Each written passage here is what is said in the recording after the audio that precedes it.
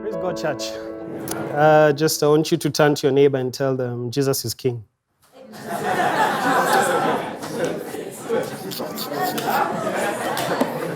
Whoa.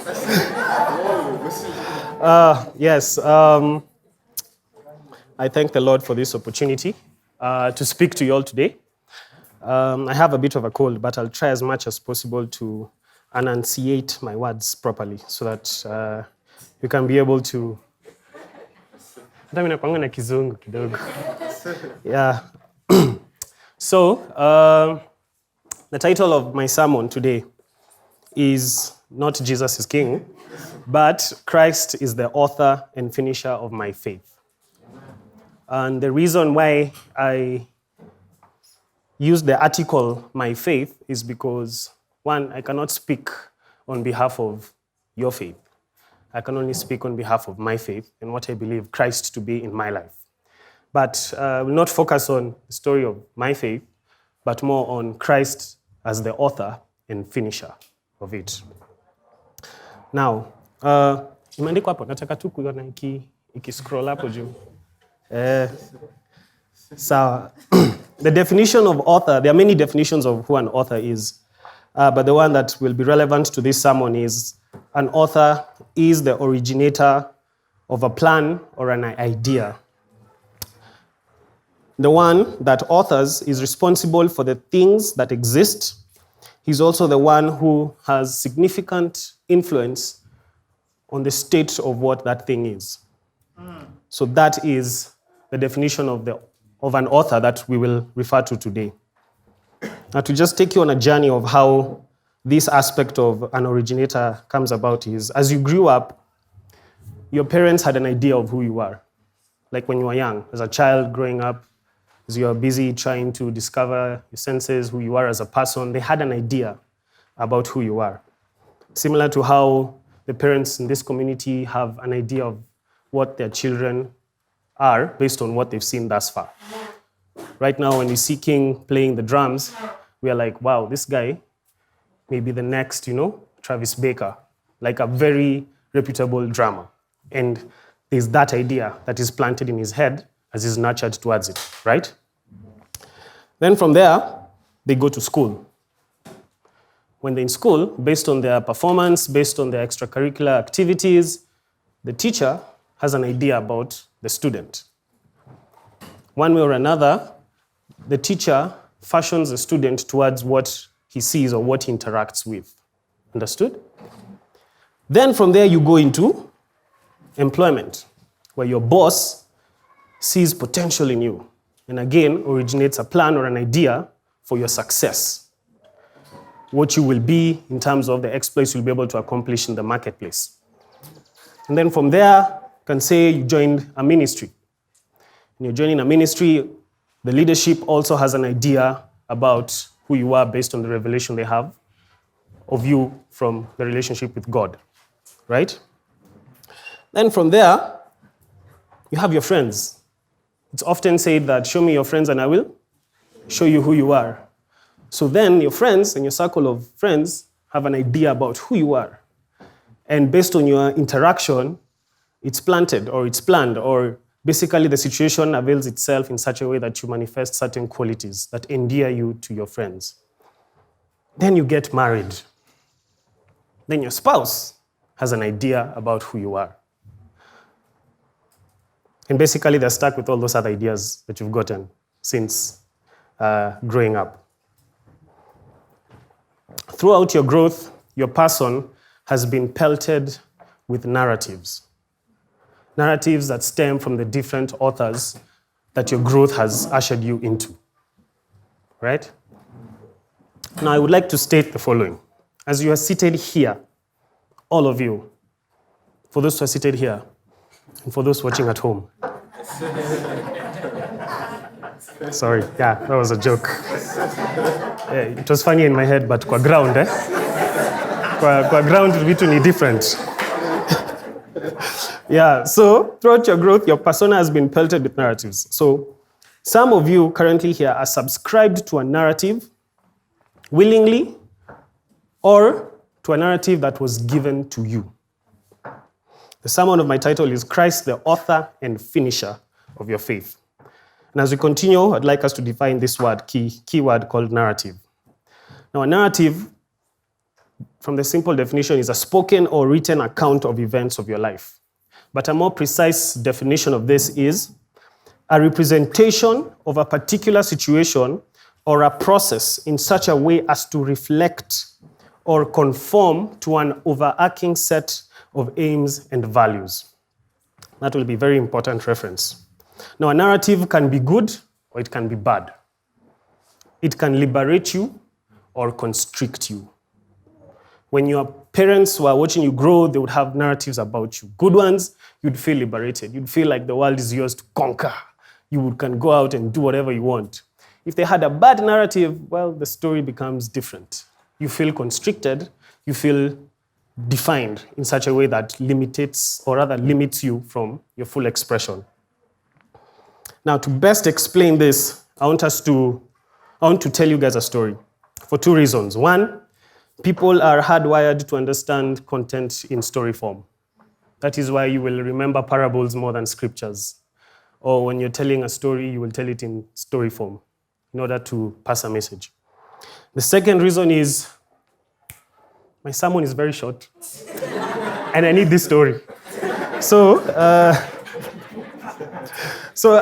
with the help of my supreme video editor over there, Emmanuel, kindly project the image that I sent to you. Yes, I will refer you to an intellectual conversation between these two great minds, Plato and Socrates.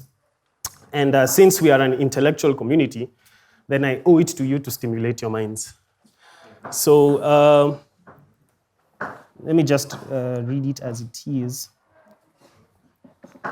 So this is a conversation. This is Plato's allegory of the cave. It is also referred to as the analogy of a bound soul. Now, while describing this story, Socrates asks his brother called Glaucon to envision an underground cave inhabited by prisoners, as you can see, who have been in the cave from their childhood, with their legs and necks shackled by chains, so that the movement of their face is restricted, meaning they can only see what is on the wall, and they can see nothing but the wall in front of them. This restricted movement limits their visibility only to the wall, thus circumscribing the scope of any encounter beyond it. There is an enormous fire blazing at a distance above and behind the prisoners.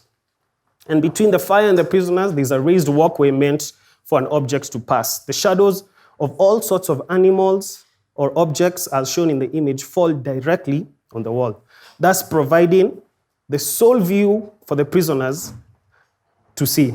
And say there was an echo, the voices that came from the wall, because of the puppeteer, the voices would project the images that they see.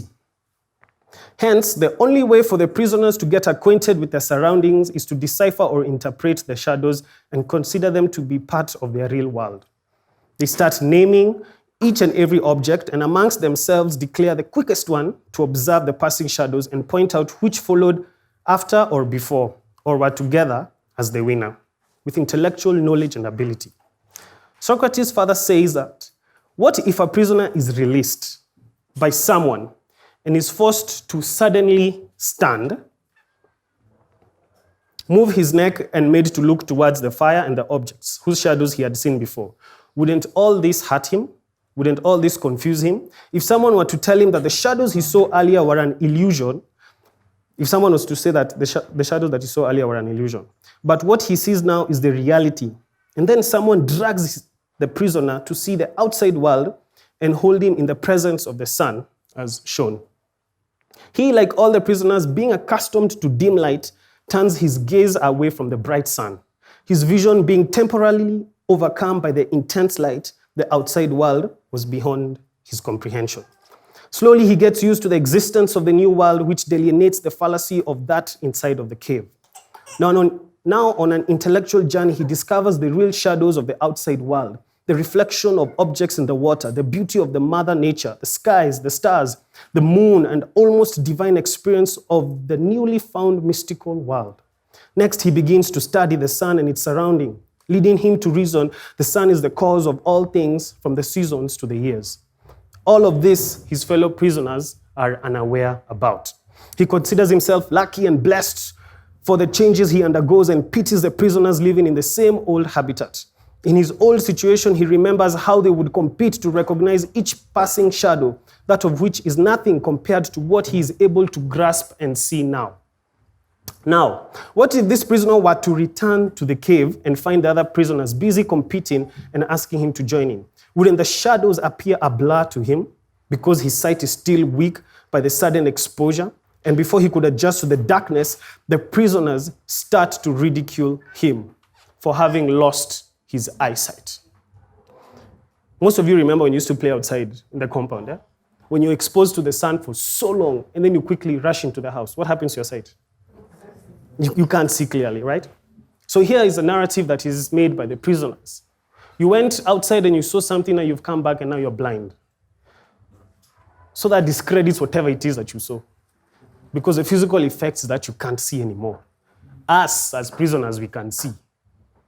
So we are better than you. And if someone were to, they would remark that it would have been better if he stayed in the cave. And if someone were to repeat this action of leaving the cave or to release another prisoner, that culprit should be caught and put to death.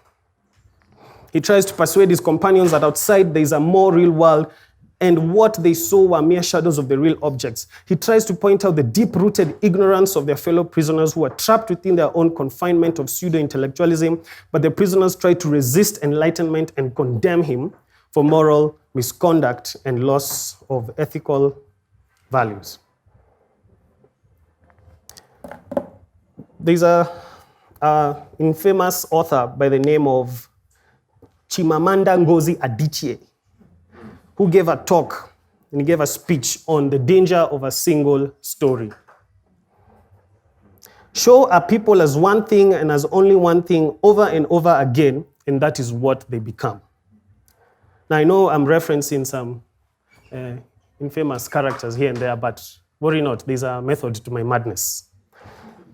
Now, how the story is told, who tells them, when they are told, and how many stories are told are really dependent on power. Power is the ability not just to tell the story of another person, but to make it the definitive story of that person. Again, the title of my sermon is Christ, the author and finisher of my faith. Whoever defines you has power over you. And when I was engaging with this material, I realized something. A negative circumstance is not as powerful as the one who tells a story about it. It is not the sudden events that have led to something that is bad. It is how the story is told about it. That is where the impact or the power of influence is. Let me give an example, a simple one. If you leave a job today because of one reason or another, or your own conviction, it won't really bother you. But if someone was to tell the story of how you left that place, that's when it pinches you. Because they're using knowledge to define you based on how, let's say, for example, you left that place. And very many other examples. Adam and Eve in the Garden of Eden, when they had sinned, what were they asked? The first question that appears is, who told you you were naked? Yes, you have made a mistake, but who told you you were naked? If anything, that mistake should have brought you back to the place where you fellowship with me. But a narrative was developed at that particular point in time, and Adam and Eve used it to define their current state. So God asks them, who told you you were naked? The single story creates stereotypes, and the problem with stereotypes is not that they are untrue, but they are incomplete. They make one story become the only story. Christ is the most important authority over your life and over your faith. If you study the spirit of accusation and how it works, where on one hand Christ is the beginning and the end, the Alpha and the Omega, the author and finisher of your faith, the enemy capitalizes on exhibits. So he will present exhibit A based on what happened here. And he will use exhibit A to define you as the only thing that there is about you. And that's where the advocacy of Christ in the spiritual realm is so magnificent. Because he will get to the place where he asks, does this person believe in me? Yes. So I am the author of his faith, and I will finish it. The devil cannot create, and he cannot finish. He can only segment.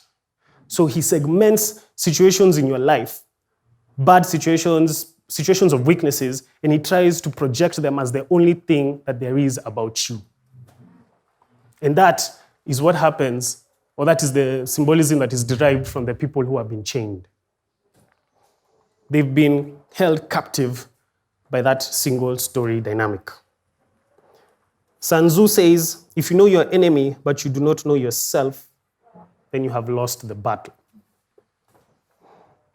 Now, in the course of the 10 years of infamy, one of the things that I can say is that one way or another, we have cultured certain stereotypes. We have cultured certain single stories that define us, individually and also corporately. Now, whether these single stories have worked to our favor or not, your guess is as good as mine. But what is most important, as we even go to the next half, is to ask yourself, are you a victim of a single story, or you are a culprit of a single story?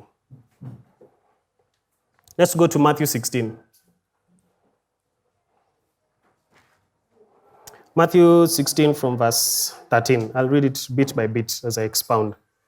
When Jesus came to the region of Caesarea, I actually Googled the pronunciation of that word, Caesarea Philippi, he asked his disciples, who do people say the Son of Man is? They replied, some say John the Baptist, others say Elijah, and still others say Jeremiah or one of the prophets. Now, I'll take you through the whole from that section, but one of the things I realized, and I was asking myself, why did Christ ask this question to his disciples? Was he trying to find out whether, did he have an issue with the opinions of other people around him? Did he have a panic in terms of his ministry and how he was always confronted with the Pharisees and Sadducees? And I realized that wasn't even the focus. If you read behind the other verses, Jesus just had a beef, or rather a tiff, with the Pharisees and Sadducees, because the Pharisees and the Sadducees challenged him to prove he was who he said he was, because they were not convinced. Now, you need to understand something about Pharisees and Sadducees. Based on the definition I've given about who an author is, they were people of great influence.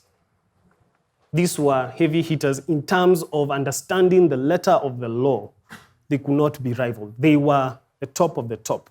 And so they challenged Jesus, and they say, if you are who you say you are, show us so that we may know. As we've been here, show us so that we know the scriptures and the law. You are referring to certain aspects of it, but we need to know more about you. So he goes and he asks his disciples, who do the people say the Son of Man? And the disciples give the popular answers that were there, the narratives that were there during that particular time. They'll be like, oh, you're Elijah, the prophet, because one time you prophesied. You're like Jeremiah, the weeping prophet, because you prophesied and you wept at some point, maybe during the death of Lazarus. You are one way or another this, one way or another that.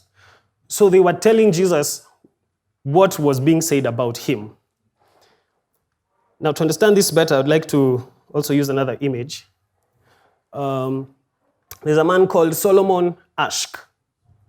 Solomon Asch developed an experiment called the Asch conformity experiment. Now, he said that apparently he was testing that people, he was trying to test the behavior of an individual under the pressure of societal forces. And the experiment is very simple. He would get 9 people in a room. Out of the 9, only 1 is an authentic subject. The rest are stooges, meaning they've been coached. and they would be put in a room, and then he would present 2 images before them. The reference, which is the target line, and these 3 lines, and he would ask them, which of the 3 lines look like the first, right? It's pretty simple and straightforward. So what they would do, the first time, the image would be quite obvious. You would tell which one is the same. You do that once, then you do that the second time. Now, the third time, he alters the image, and he presents the target line, which is slightly different from the 3 lines. Now, this is where it gets interesting. He creates the order in which the answers are to be given. So let's say, for example, the 9 are here. Start from Tuya, end at Pastor Sarah. Pastor Sarah is the innocent subject. So they would pick a number. Let's say, for example, in this case the answer is B. So Tuya would say B, boldly and courageously. Evans would say the same. Bishop would say the same. Pastor Richard would say the same. When it gets to Pastor Sarah notices the discrepancy in the lengths. But at that particular point in time, she's unsure because everyone else has been saying a particular answer. So she gets there and she denies what she sees in order to conform. So she picks the wrong answer. Now, Solomon Ash concludes that is something called normative influence. It is the desire to deny what is before you in order to conform to a certain community or to a certain standard. Now, he does that again differently, only that now, let's use it this way. So Tuya is the innocent. So Pastor Sarah is presented an image, same concept. They say the answer, they say the answer, they say answer. But Tuya says now the correct answer.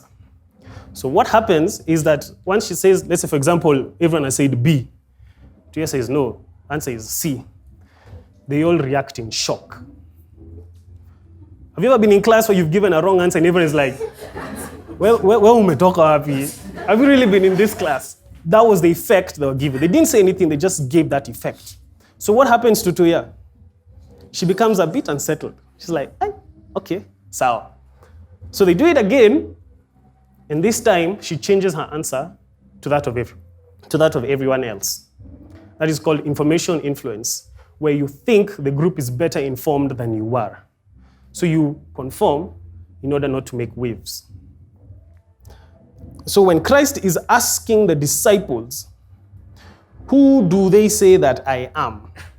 He's trying to test the disciples to find out and to establish whether they are victims of this normative and informational influence that is coming from the authors, the Pharisees and the Sadducees.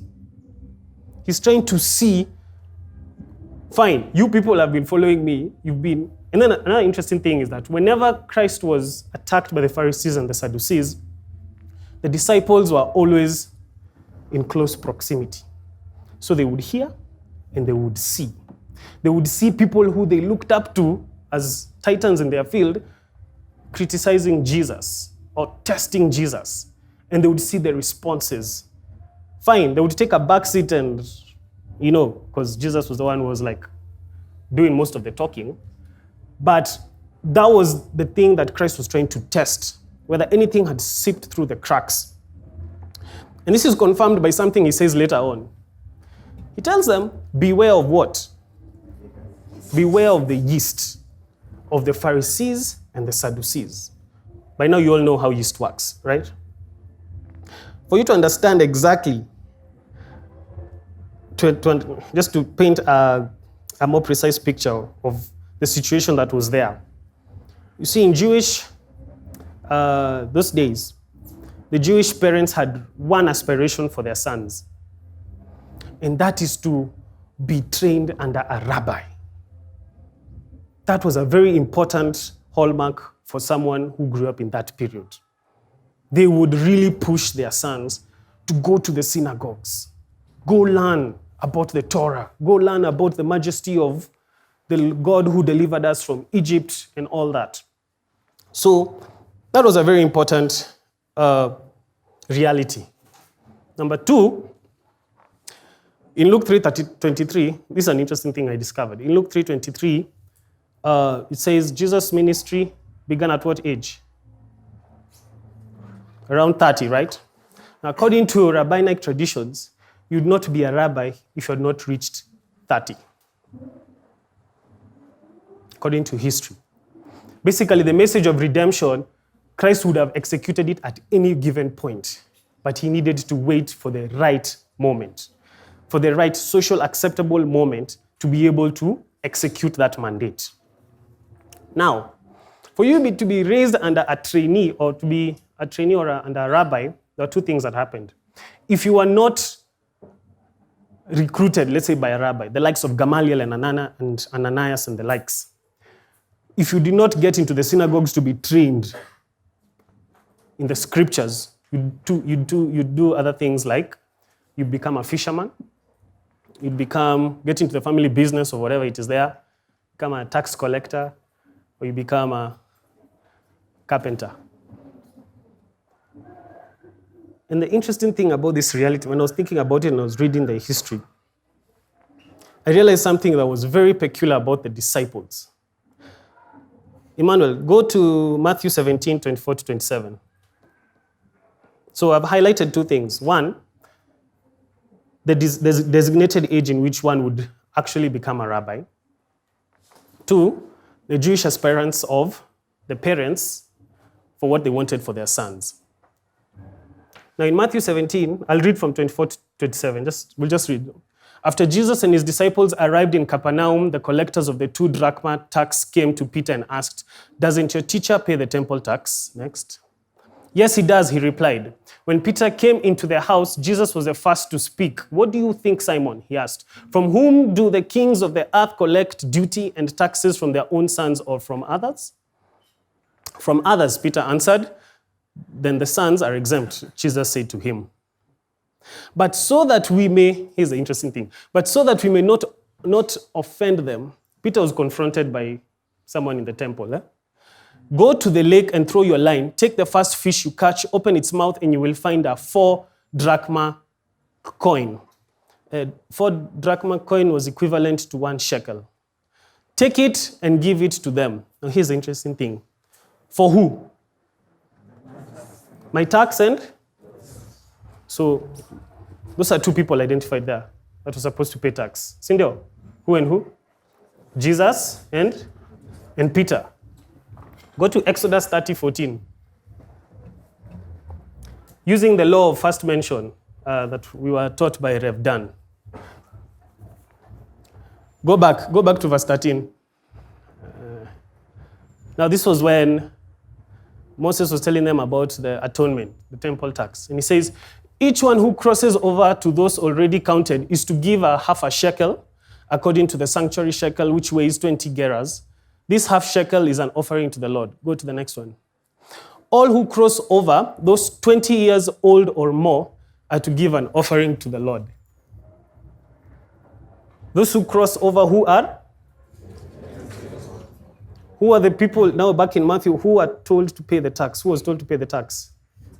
Jesus and? So, if only Jesus and Peter qualified to pay the tax, the $1 million question is, what age group would we put the rest of the disciples?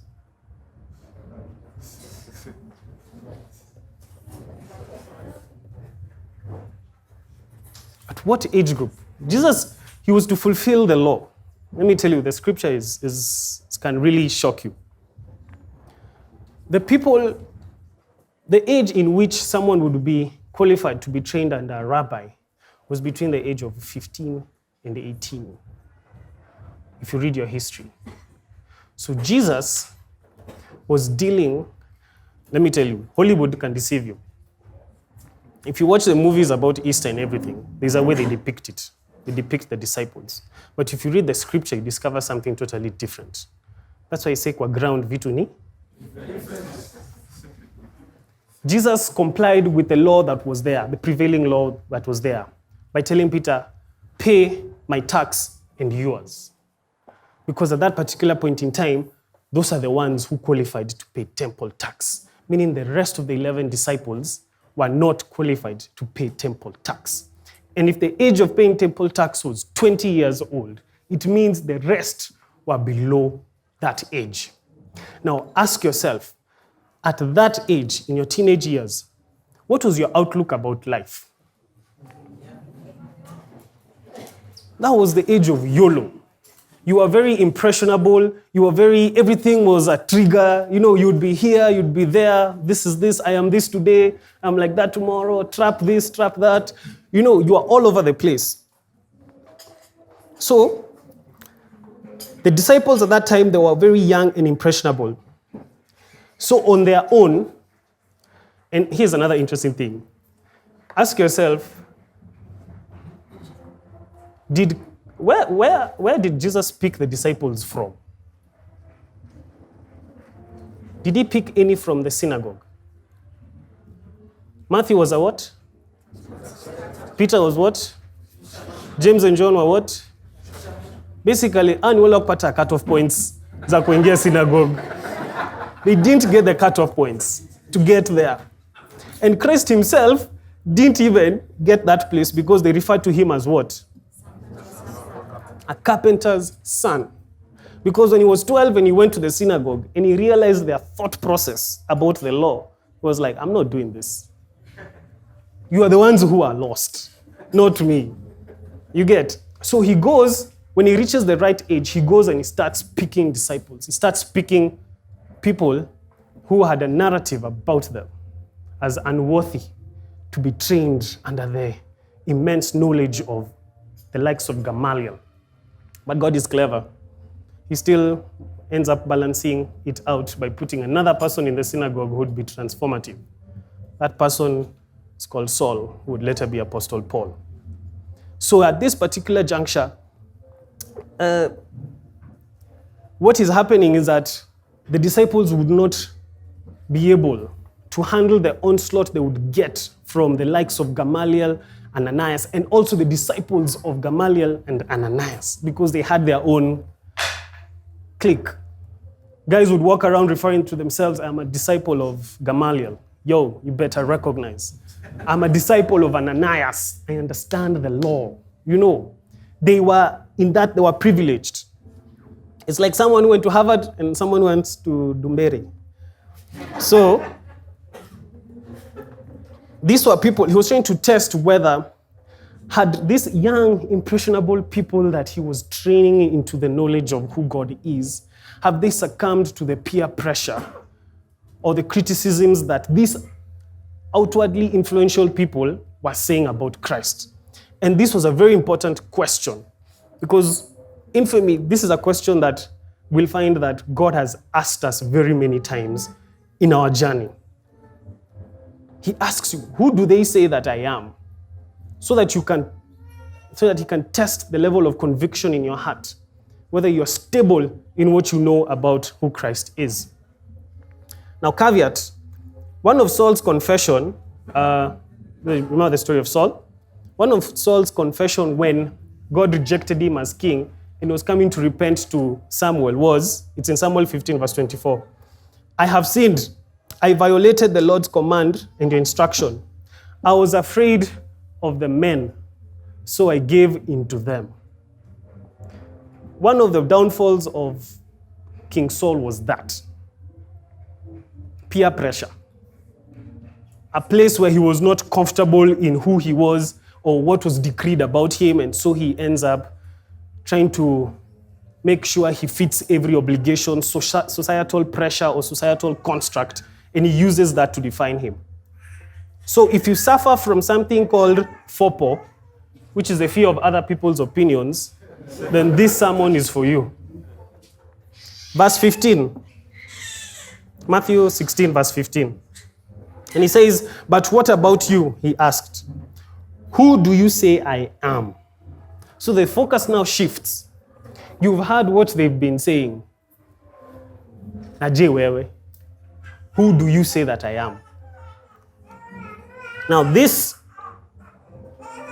what he was asking was, is your revelation of me, as your rabbi, because they used to call him teacher, is your revelation of me, has it lost its tensile strength? You know what tensile strength is? Tensile strength is the resistance of a material to breaking under tension. Did the narratives about Christ have any effect on them? This was a tense question for the disciples. Following Christ is a tense affair. which is full of tension. Because situations ni nyingi. So, So he was trying to ask them this question to find out, what is your position of faith regarding me? You've told me their position of a faith regarding him, but now, what is your position of faith regarding me? At some point in your life, and from a very intimate place, you'll be confronted to give an answer to this question: who do you say I am? This question has a way of creeping up in the toughest situation because it holds the key to your deliverance, of which we will see in the next verses. Most of the time, we get the answer wrong. In times of hardship, if Christ was to approach you and ask you, who do you say I am? You will say what? You are unfair. In times of despair, he will come. Who do you say I am? You don't care.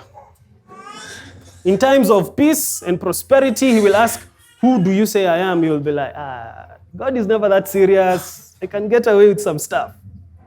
So you give the wrong answer, and that's why sometimes you find yourself stuck in a place, because the key to your deliverance, the key that lifts you up from that place, is giving the correct perception of who Christ is. Verse 16. Simon Peter answered, you are the Messiah, the Son of the living God. I was even trying to imagine how this conversation went on.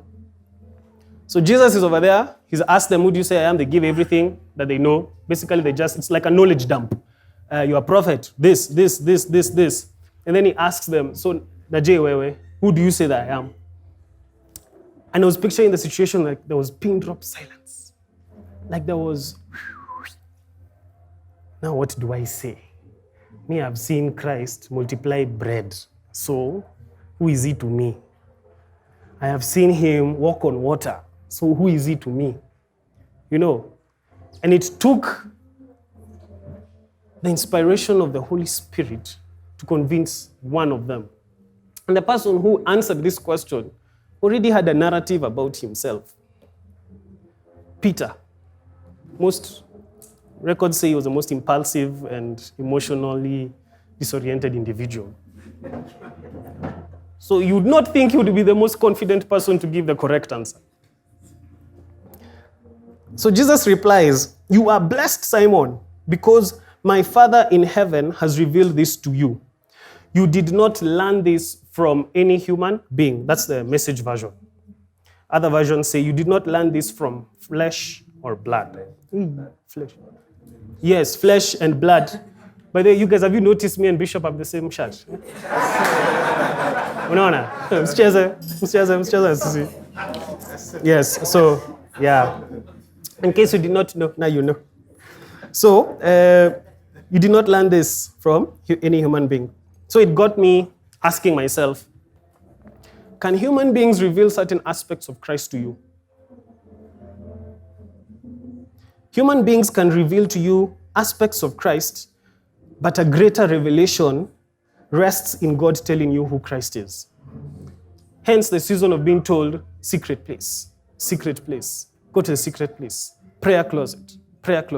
Because Bishop can only do so much in telling you who Christ is. He can only do so much. The pastorate and the board can only do so much in trying to convince you that this is the way. You yourself have to figure it out in terms of this thing called salvation and this thing called life in Christ. Similarly, human being can also reveal certain aspects about yourself, but a greater revelation lies in trusting God to define you through the knowledge of Christ. This is how you escape the trap of a single story, because Christ now becomes the author and the finisher of your faith. 1 Samuel 10:1-9. Now I will show you how when a human being tries to define Christ on your behalf, because you've missed out on a step, what it can lead to. So 1 Samuel 10:1-9 is a story about how Samuel anoints Saul. So Saul loses donkeys, he goes somewhere, someone receives a message, you're going to meet someone, and they go and they meet, and then it's an elaborate affair. Samuel tells Saul, come with me, come to my house, I will feed you. You know, he's told, eat, drink, take your time, it's a long dinner. And he's at the place of, like there's such an intricate affair in terms of how he was even going to tell Saul the things in his heart. And then afterwards, he's anointed, and then he's given 3 indicators. He's told, immediately you leave here, you're going to meet some people, and they're going to tell you what? The donkeys have been found. First prophetic decree that manifested. Second prophetic decree. After that, you'll meet a few other people who are going to give you 2 loaves of bread. And after that, you're going to meet a prophetic. There's a. Sijui mimi nimefanya kitu. Sijafanya kitu, niko sawa? Okay, sawa. So, he meets a company of prophets, and they tell him, or Samuel tells him, after this, you're going to prophesy. Now, let me read from 6. Okay. Before you know it, this was the 3rd decree, and this is where I want us to focus on a bit. Before you know it, the Spirit of God will come on you, and you'll be prophesying right along with them. And this is what Samuel says. And you'll be transformed, you'll be a new person. So the transformation has been defined. At what point will he be transformed? After this is fulfilled, right? Let me put it in infamy lingo times. After this prophetic word has manifested, that is when Saul will be transformed. Now go to verse 9. Saul turned and left Samuel. At that very moment, what happened? No, but see, Prophet Samuel said he has to prophesy first before he's transformed. How come in verse 9 it's telling us that at that very moment, God transformed him, made him into a new person? So at what point, first question, at what point did God transform Saul? Immediately he left Samuel. At what point was Saul going to be convinced he was transformed? So what quantum leaped? Was it the manifestation of the word or the transformation? The transformation. And that's what I want us to focus on. Saul was transformed before any of the external indicators manifested. Before that, he was already transformed. But if you read the story of Saul, you realize, I'm not too sure he was confident of the transformation because he was exposed to what? External manifestations as the evidence of transformation. This is a very relatable message. Saul was presented with external manifestations as the evidence of his transformation. This became the experience where he anchored his faith and subsequently used it to validate his reign. If you look at the breakdown that Saul went through, he was always looking for something physical to manifest so that he believes. Now you understand why the Pharisees and the Sadducees challenged Christ when they said, give us a sign so that we believe you are who you are. And Christ lingers that story. In fact, it says, he turned on his heel and he left. It was a quick exit. And he said, mkae hivyo venye mko. In short. So the transformation happened immediately. He left Samuel. And it was God's way of assuring Saul that everything that was ever said about him to discredit him as king, now or in future, will hold no water in God's presence. Saul had a narrative about him. To confirm this, there's a place when all these things are done, there's a verse that says, on his way he met scoundrels who mocked him, and they said, is this really the person who was going to deliver us? And it says they gave him no gifts. So there was a backstory to Saul. Note, he was also described as a man with no equal. A man who was, in the eyes of everyone around him, he was the perfect representation of society or manliness. But as you can tell, there were deep-seated issues of which the Bible doesn't say whether Saul, they're not explicitly mentioned where Samuel tells Saul what was in his heart. But you can imagine that was a conversation that was had with him. And hence why you notice the relationship between Samuel and Saul had a lot of hand-holding as he was in the place of reigning as king. Saul was oblivious of the transformation that God had done. If I can say it this way, given that this is a community that receives a lot of prophetic word, I strongly believe all of you have encountered the transformation, but it's not obvious. You're struggling with making it obvious. And we are chasing after external realities to try and validate the transformation. Now, here's the thing. If the last part, where Saul is meant to prophesy with the prophets, delayed by 1 year or 2 years or 3 years, do you think Saul would have still been confident about what was decreed about him? He would have been a mess. He would have been a person of a lot of self-doubt. Because it's like, the prophet said, after this happens, that's when I'm transformed. Okay, fine, all these other things have happened, but that hasn't happened, so I am not transformed. So the narrative constricts him. Tick, like this, like the prisoners. And he's like, until that thing happens, that's when I'll believe I'm transformed. I will remain as I am.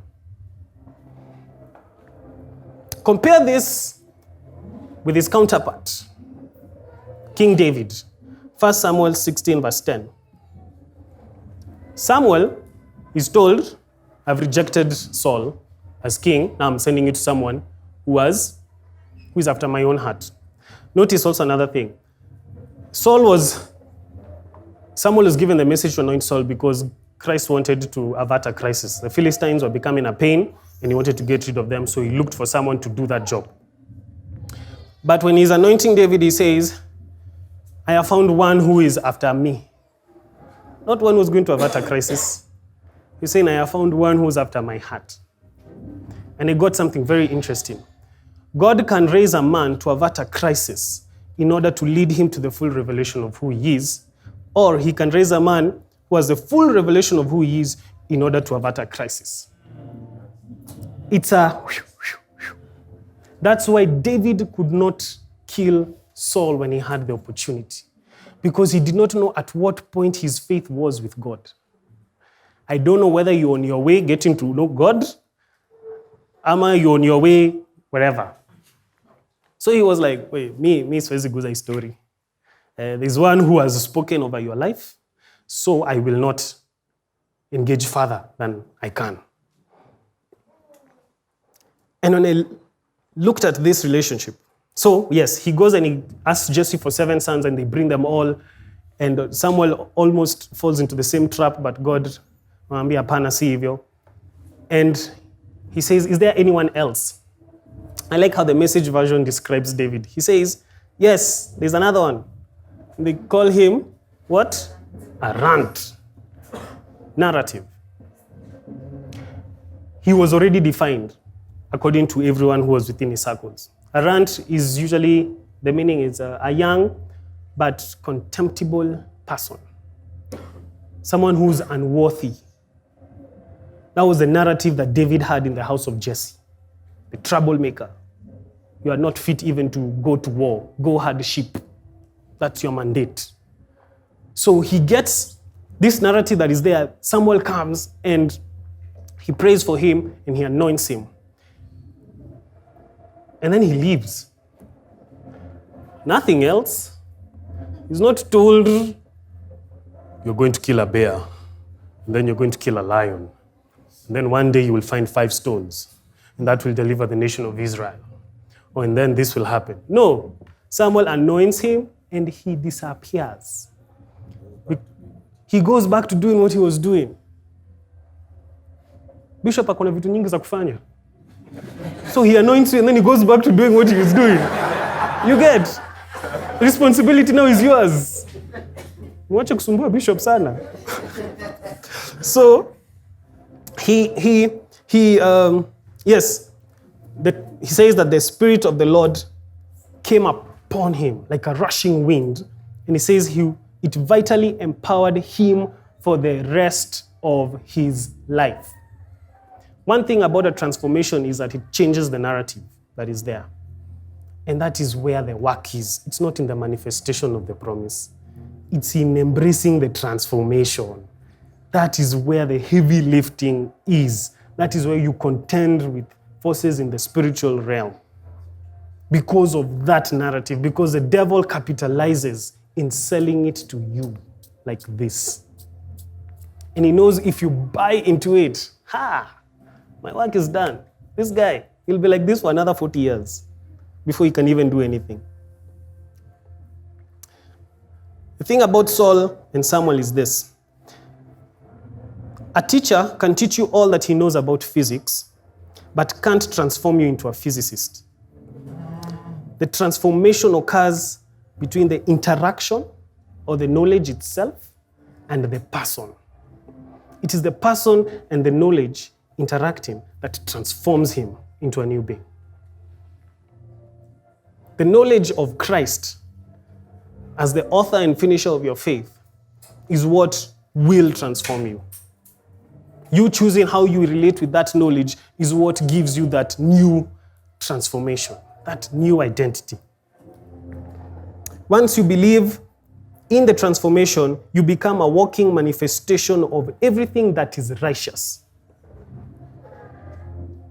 David, at the point he was empowered, until the point where he meets Prophet Nathan, he does very strange things that you would ask yourself, uliambiwa na prophet, ufanye hivi? No. It was an inspiration from the transformation that he had received that gave him insight to do things that everyone else was unable to do it because of normative and informational influence. When he goes to confront Goliath at that particular point, one of the strong reactions are from his brother. And he's like, what are you doing here? You're not supposed to be here. You should have been taking care of the sheep. By that particular point in time, David's transformation has gone through such a synthesis. Yani he's no longer the same guy that used to be bullied then. He stands and he ignores him. He doesn't even respond to him. He just says, where is King Saul? I can take this guy down. Because of the transformation. He wasn't even focused on the end result. He was focused on the idea that this transformation has led me to this point where I can do this, and I will do it. Because that confirms the righteousness of God in this particular situation. Back to Matthew.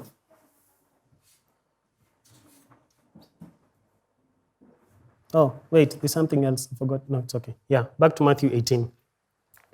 So this is what Christ says after Peter discovers or correctly perceives Christ. And I tell you that you are Peter, and on this rock I will build my church, and the gates of Hades will not overcome it. There's another version that says, I will tell you who you are, who you really are. And he calls him by a different name of which he's never heard. So you're telling someone in his 20, you're not Evans, you are Dwayne. And he's like, yeah. You know, he gives him a new name that unlocks something in Peter. So the question that I asked myself is, at what point did Peter's self-narrative change? It changed when he properly perceived who Christ was. That was when his story began to change. At what point was his authority established in the spiritual realm? When he perceived who Christ was. At what point was he bestowed with power such that the revelation would make sure that the gates of Hades would not overcome? When he perceived who Christ was. The establishment of your identity is not done through perception of yourself, your strength or your weaknesses. That is not identity, that is self-awareness. We walk around with a highly sensitized sense of awareness, but that is not identity. Just to reference something that Justin once said, some of us don't even understand ourselves. Why then should we burden someone with that responsibility? I found it very funny. I just had to say it here. So if Christ's declaration towards Peter is anything to go by, then it is the right perception of Christ that matters most. Your sense of self-awareness will not deliver you. It will just inform you of what you can do and what you can't. It does nothing else other than that. It not only establishes your call or your identity, but grants you spiritual treasures. If Simon had years in a school discovering his sense of awareness, there's no way he would have been given the keys to the kingdom. I don't think there's anything he would have discovered about himself that would warrant those keys to be given to him. But they were given to him because he perceived Christ aright. As I said, who do you say I am is the question that delivers you. A proper and an accurate answer to that question is what delivers you. And it grants you the power, the spiritual power to do the supernatural. Because Peter discerned correctly, he was set free from all societal pressures and narratives that wanted to define him. And it is also the reason why Christ reported and told him, yo, the devil wants to sift you like wheat because it seems you have stumbled upon a truth that has sent ripples in heaven, in the spiritual realm. You have stumbled upon a truth that is detrimental to the work of the underworld. So he wants to take you out quickly. Because one, you're the oldest. The rest are young. So if you go out, what will happen to the rest? That is the reason why the devil wanted to sift him like wheat. He wanted to create a narrative to show that what Christ first decrees about Peter is not really the case, by using exhibits. Notice this was a guy who was going to later deny Christ 3 times. So there was a strategy already in place to discredit the narrative, the right perception that Christ had of Peter. And he wanted Peter to buy into the fact that you're not as worthy as you think you are. Verse 19, I will give you the keys of the kingdom of heaven.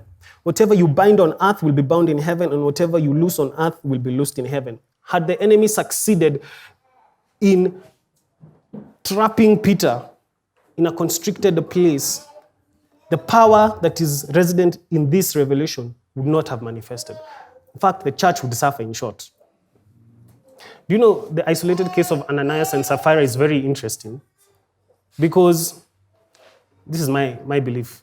I believe at that particular point in time, Peter activated the power of this revelation, the power to unlock a resource. And since Ananias and Sapphira lied, God used death to unlock the resource. So they died. It is written, Christ is the way and the truth and the life. This is what I want to bring our focus to. Christ being the author and finisher of your faith. He's the one who defines you. He's the one who unlocks every treasure that comes with the definition of who you are. He says in Isaiah, I have treasures hidden in secret places. Or treasures hidden in darkness. That's what it says in Isaiah. That place of darkness is the place where God asks you, who do you say I am? And a proper answer to that question gives you all that you need to do what you're supposed to do here on earth.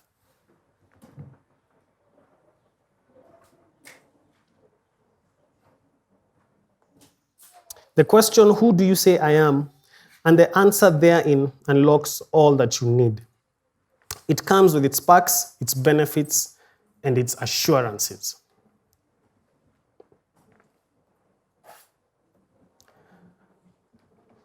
As I conclude, because I said my sermon is short, I know we are a Rema-centered community, and it has its place in the church. Prophetic word has its place in the church, as we've been taught by Bishop over time. But here's the balance that I want to bring. In one way or another, because of these realities, it has been used to define us one way or another in how we relate, how we talk to each other, how we do stuff, how we want stuff done. These things have, in a way, defined us or formed a story about us. However, I have noticed with keen observation that the pursuit of Rhema and prophecy has led more people in forsaking their walk of faith faster than the knowledge of Christ could ever do.